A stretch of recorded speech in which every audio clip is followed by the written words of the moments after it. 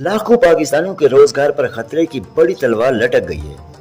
Iran जंग के बादल गहरे होते ही खलीजी ममालिक में मुकीम 60 लाख से ज्यादा पाकिस्तानियों का मुस्तकबिल दांव पर लग गया है। पाकिस्तान की मैशियत का सारा दारोमदार इन समंदर पार भाइयों की भेजी गई रकम पर है, लेकिन अब हालात इंतहाई तशवीशनाक हो चुके हैं। सरकारी अदाद-ओ-शुमार के मुताबिक दुनिया भर में 90 लाख पाकिस्तानी मेहनत मजदूरी कर रहे हैं, जिनमें से सबसे बड़ी तादाद सऊदी अरब, दुबई जैसे खलीजी ममालिक में है।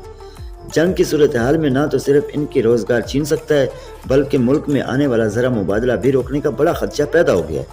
ये सिर्फ एक ही मैशी मसला नहीं, बल्कि इन लाखों खानदानों की बका का सवाल है, जिनके घर के चूल्हे परदेश से आने वाली इस कमाई से चलते हैं।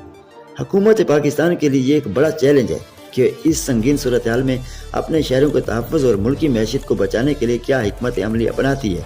वक्त तेज़ी से गुजर रहा है और ख़तरा सर पर मंडला रहा है।